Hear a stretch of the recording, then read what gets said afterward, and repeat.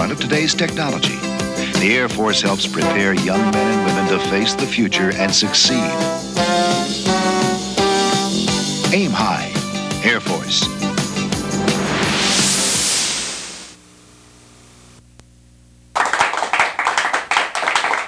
Educational Life. And welcome back to Lights, Camera, Hamilton. With me now I have Tom Bowersox, who is from the Division of Wildlife, who's for the educational program. Hello, Mr. Bowersox. Oh, nice to be here. Thank you. Okay, Mr. Bowersox, what are the primary responsibilities of the Division of Wildlife? By law in the state of Ohio, the Division of Wildlife is entrusted and charged with managing, protecting, and maintaining healthy wildlife populations throughout the state. Usually that involves more land management than does wildlife management, simply because the number one problem facing wildlife is more or less habitat loss. So primarily we spend most of our time trying to manage the land and maintaining suitable habitat for our different wildlife species. What exactly is the game protector's job and what do they do? Well, in Ohio, the state game protector, as some states call them game wardens, conservation officers, or whatever, his job is primarily to go out, work with conservation groups, farmers, and sportsmen in getting the programs that we're trying to manage wildlife with into the system. Probably 75% of his job, though, amounts to just simply doing law enforcement work. We have about 2 million fishermen in Ohio, about 600,000 people who hunt, and about 35,000 people who trap. And then you have all the other people who are bird watchers and canoeists and stuff. So he spends a majority of his time just going out and checking people, making sure they're doing things properly, making sure they're legal, and kind of monitoring people out there so that we can do a decent job of managing our wildlife through our law enforcement program. The rest of his time is basically spent doing the fish management, game management with our biologists, and he also spends a lot of time doing programs with Boy Scouts, Girl Scouts, school groups, and different types of conservation organizations. Okay, what exactly do you have to do to get a hunting license? What are the requirements? Well, in Ohio, like about 40 other states now, by law you are required to pass a hunter education course to obtain your first hunting license. This involves a minimum of a 10-hour course. The course covers firearm safety, how to use and handle firearms, first aid, field care of game. It's going to cover life histories of the wild animals. It's going to cover a real broad spectrum of what people might run into in the wild.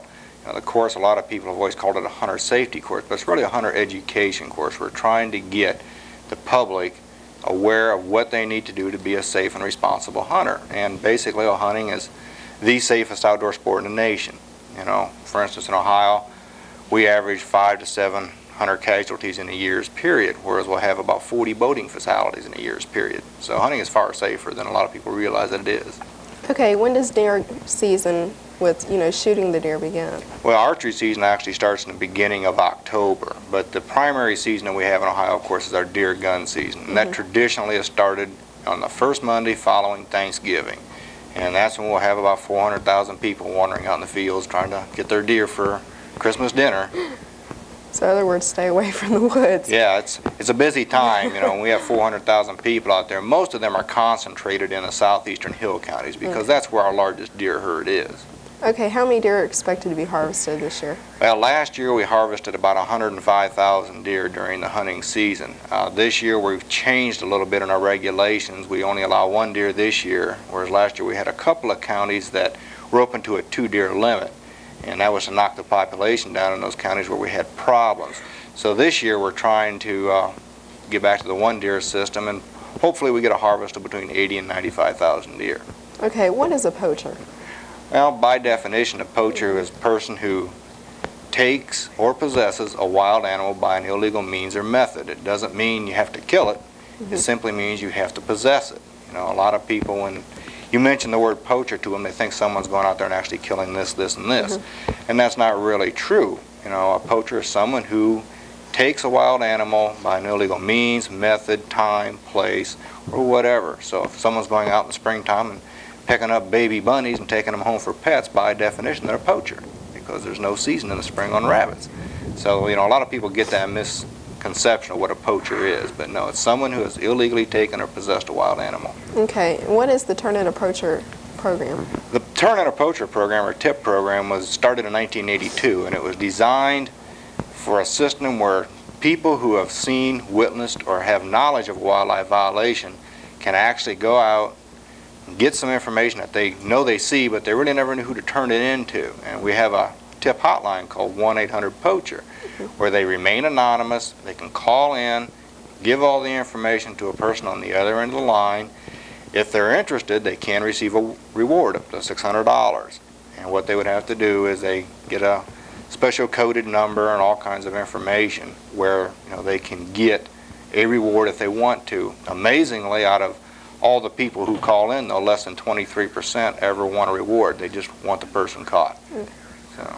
Okay, say you're driving on the road, it's real dark and late, and you hit a deer. What should you do? Well, it's become a growing problem in the state of Ohio. Last year we had almost 18,000 deer that were killed by cars in Ohio. The way the law is written is it states that the person who causes the death of the animal is entitled to that deer. So if, for instance, you would hit a deer with your car, you could contact either Division of Wildlife, State Highway Patrol, or your local sheriff's office. They would come out. They had to fill out an accident report simply because you're going to have a bunch of dents in your car, obviously. And then they would give you a receipt for that deer. And then once you have that receipt, then it is your deer, and then you would have to take it, get it processed, and so forth. Okay. What's the penalty for shooting a deer without a license? Well, deer violations in the state of Ohio are anywhere from a first to a third-degree misdemeanor, which means on a first offense, penalties would be a maximum of $500, 60 days in jail, loss of your hunting rights for 3 years, and loss of your equipment, which would be your gun, your car, whatever happened to be used in assisting you in that violation. If you get past the first violation, it automatically jumps to a first-degree misdemeanor, which puts you up in that $1,000 6-month category. And then it gets expensive after that. Okay. Do you have some information where we can find out more information on the TIP Yeah, program? anybody who's interested in any wildlife programs or any type of the different things that we're doing all the time could contact us by writing our Division of Wildlife office in Columbus. And what they can do is just simply write to Division of Wildlife, Publications Center, Fountain Square, Columbus, Ohio. And the zip code is 43224. And they would send you this publication, and in it's about 400 different things that you can order from us and learn all about the different things going on in wildlife in Ohio. Okay. Okay, well, thank you, Mr. Tom Bowersox. Well, I hope I answered a few of your questions. You did great. Okay, next we'll have Miss Mary Burling from the Child Services, and Sean will take care of that one for us. Stay tuned to more Lights, Camera, Hamilton.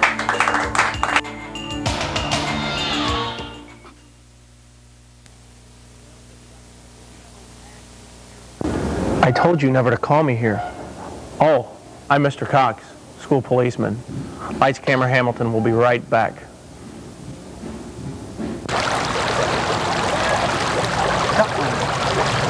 Nice fish.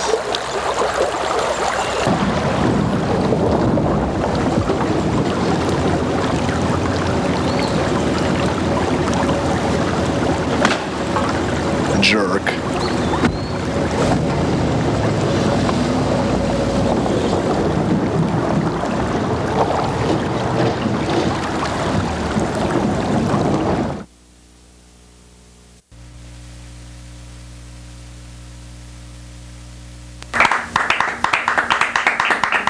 Thank you. Welcome back to Lights, Camera, Hamilton. This is our November show, and we're getting to the time of season where families spend a lot of time together. We remember our families, and we get sentimental about our families. Some families aren't as lucky. A lot of children aren't as lucky, and we're going to learn a little bit about maybe helping out some children who don't have the home, the family that we hope we have during the upcoming holidays. With me from the Butler County Children's Services Board is Mary Veerling. Thank you very much for being here, Mary. Kind of an ambiguous title, Butler County Children's Services Board. Offhand, that would take in a lot of different things. You specifically deal with adoption. You're an adoption specialist. Yes, I am. Now, the people you were talking about, when we were talking earlier, the children that you deal with are a little bit, I don't want to say problem children, but are a little bit tougher to find homes for because they're maybe older. You deal with the older children? We deal mainly with older children. We will get a few infants, maybe 1 to 2 a year. This year we haven't had any infants. But normally the children we place for adoption are what we call special needs children. And they come from, we have custody of them because they have been removed from their parents. Okay, if I can interrupt for 1 second, we're going to get another microphone back here, right, coming over your side there. Okay, get that straightened out. Yeah, okay. Here, go ahead and pull this down. There we go. Okay, as you were saying, some of the children may be older, they have special needs. Can you give some specific examples of maybe somebody that you've had to work with, no names of course, but a problem that you've had to deal with trying to place a child in a home recently? Yes, we recently placed a 10-year-old boy. We had searched for a home for him for a long time. He needed a great deal of attention. His mother had recently died. He had a sister who had previously been adopted. It had been determined that they did better apart rather than remaining together. And we were lucky enough to find a very special couple for him, and they're doing really well. The older children, I would say one, just of my opinion, one reason they would be tougher is that they, more couples, when they think of having children, want a baby, start fresh. Another reason, possibly, the older children are maybe more set in their ways. And as we were talking earlier, you mentioned that some children come from homes where they are possibly abused, and that makes it tougher for adoption. What kind of people are you looking for to adopt these children? We need families who can be very flexible, for one thing. A lot of these children, well, we have the children in our care because they have come from neglected and/or abused backgrounds. And as a result, they have a great many problems. They come with a past. And you need a family or a couple who can deal with the problems that that child might have, the behavioral problems, the acting out. We also deal with mentally retarded children, or children who might be deaf. They come with a variety of different problems. Of course, your main goal is to match up as many children with as many families as possible. Not all may be conducive to each other. How do you go about screening, selecting possibly adoptive families, and how do you match them up? What do you look for to match different needs up? When a couple contacts our agency, we invite them to attend a series of workshops on adoption. After that's been completed, then we ask each individual to do an autobiography of their life. We ask for medical exams. We do fingerprinting. We do local background checks with the police. We ask for at least 4 references. We do a safety and fire inspection of the home, and we view the home also. And if they have any other children, we also interview those children. So you're checking out the background, the physical condition of the parents, as well as the mental, emotional condition. Also, the environment, physical environment, the house. That's interesting. Right. I hadn't thought of that. And it's not so much that we expect every family to have a certain income. I mean, that's certainly not a qualification, but we also don't want to place these children in a situation that could be endangering to them. They've already come from that, and they don't need to be placed in the same type of situation again. Okay, to wrap up, if a family, couple, thinks they're fit, thinks they would like to share their lives with someone else special, how would they go about obtaining the services? They can contact our agency. Is it okay to give the phone number? Yeah, please. At 887-4046. Okay, and they will talk eventually getting down, hopefully, to a screening process. Right. What about requests? It seems strange to say request, but are they looking for, someone is looking for a certain type of child? Is that okay? Oh, certainly. Yeah. We had a family contact us who had 5 girls of their own, and they wanted a boy, which didn't surprise us at all. Also, we get calls from some families who already know a specific child who's available for adoption. Oh, so they already have someone picked out. And we certainly look into any phone call that we get, we'll look into. Okay. To wrap up, success ratio. Is it working very well? It's working very well. We have about an 88% success rate. That's great. But a lot more help is needed. Yes. We can certainly use more homes. We also have a great need right now for black or biracial homes. Okay. Well, thank you very much, Mary Vierling, for being here. Mary is, again, the adoption coordinator, specialist for the Butler County Children's Services Board. Thank you very much, and hope the holidays go well for many of the children that you have.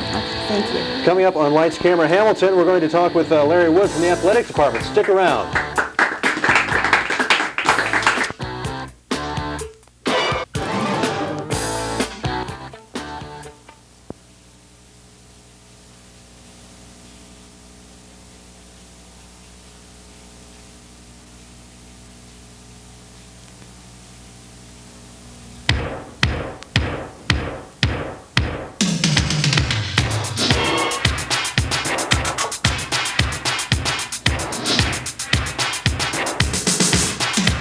There are all kinds of partnerships. Magic and Kareem, Kate and Allie, Daniel and Mr. Miyagi. Partnership means participation, mutual interest, and sharing. The same kind of things that go into a friendship. I guess you could say this plant and I have a friendship. I've nurtured it. I've given it air, water, and light, while it's given me the joy of watching it grow. Think of me as a special friend, one who will work with you in friendship, one who can help you grow. That's what partnership's all about, helping people grow. For more information regarding Project Partnership, or if you are a student or a parent of a student in need of assistance, you can reach us through any area school or call 868-6300. Here with the new athletic program director, Larry Wood.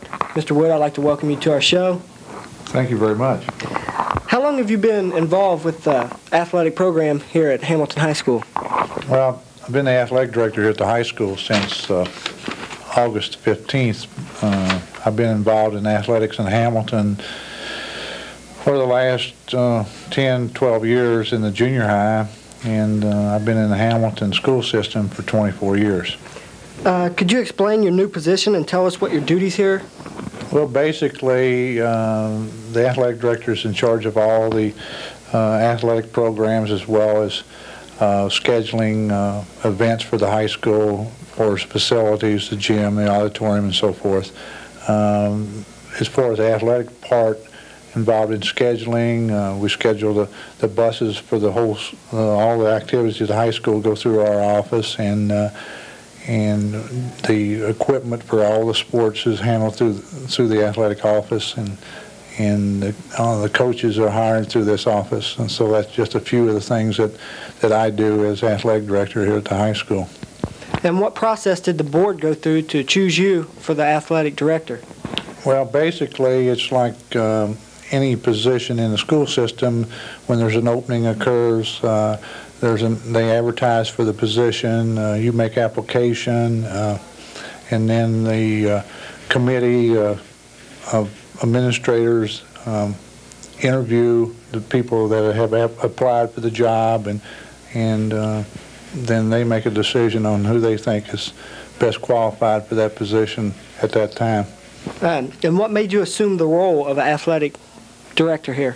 Well, that's been I started out several years ago as a coach, and that's been something that I've always wanted to do. This goes back a long time, and it's something I've worked for, and as I said earlier, I was involved in athletics in junior high for several years, and so this is something that I've always wanted to do, and now I have the opportunity to do it. And have you encountered any problems here since becoming athletic director? Well, there's always problems. We haven't, I don't think, had any major problems. It's just the day-to-day operation. In any occupation, there's always small problems, but we're able to work on those, and hopefully they've worked out for the best. And what do you plan to do for the athletic program here at Hamilton? Well, there's always things to do. I think the biggest problem we have here is trying to continue to upgrade our facilities. Under Mr. Pont, who was the athletic director before me, the tennis courts have been rebuilt. We're in the process now of putting lights on the baseball field. The track was installed, and then Mr. Pont, Mr. Florio, and so those kind of things is a continued thing, and we hope to improve on that and make it even a better facility for athletics here at Hampton High School. And have you seen any improvements since you become athletic director? Well, I'd hope so. I don't know if that's a fair question, but you always think that things are improving. I think the spirit of the school is up since this year. I think the student body has responded to not myself, but Mr. Lazarus as principal. I think there's been an improvement in the school spirit and so forth to this point, and I'd hope there is some improvement. Yes. This has been Jason Bowden reporting for Lights Camera Hamilton. With me, Larry Wood, the athletic director here at Hamilton High School, and we'll be right back with more Lights Camera Hamilton right after this.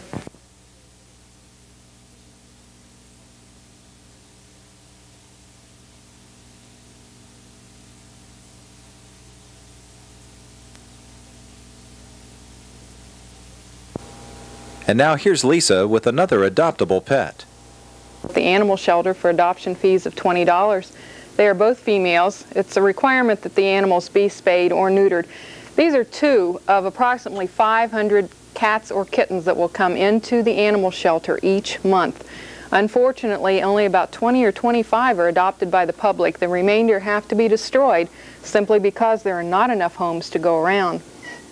There's a statistic that you might be interested in with cats, and that is if you take two uncontrolled breeding cats in 10 years, those two cats and their offspring will multiply to 80,000 cats and kittens. That's, you start with two cats, and in 10 years you'll have 80,000 of these little babies if they all survive to breed. So don't think that you don't make a difference by having your own pet spayed or neutered. Believe me, you do. Just one uncontrolled breeding cat can be responsible for thousands and thousands of offspring that we cannot place and have to destroy. Again, these two little babies are both females, and they are available at the animal shelter. If they're gone, there are always plenty of others out there that you can adopt. So think about bringing a little cat or kitten into your home and your heart this year. Visit the Humane Association shelter on Hamilton-Trenton Road or call Lisa at 867-5727.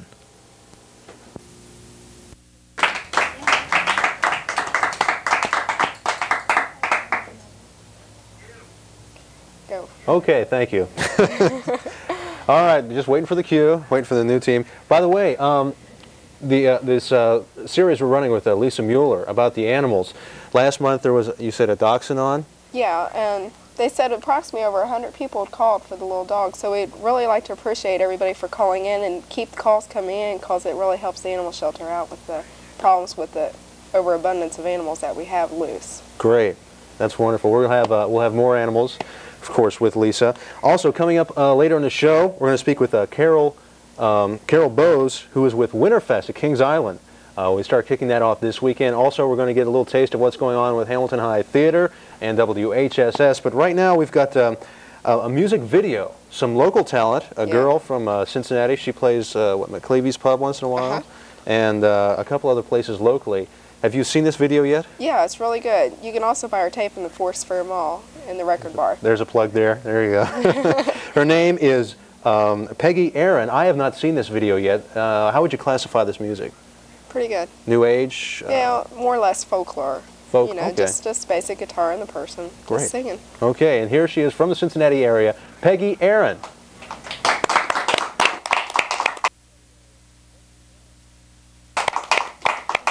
Still on.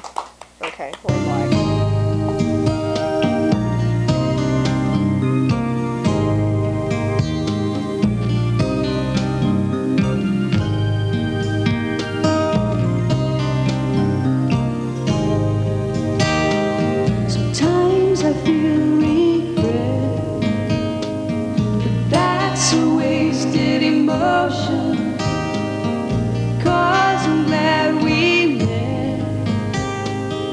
We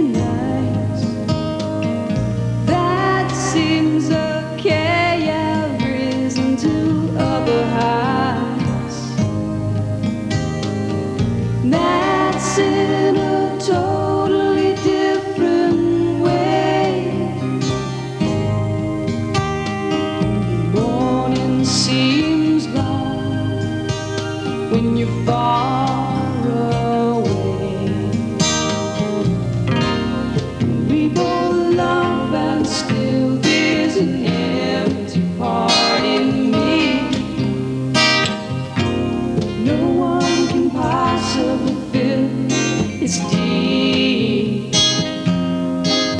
in my heart, deep in my heart.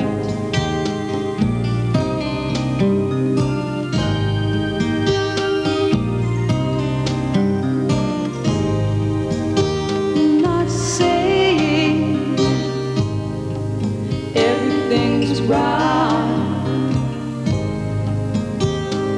between us. I have new insight, but that's in a totally different way. Morning seems long when you're far away.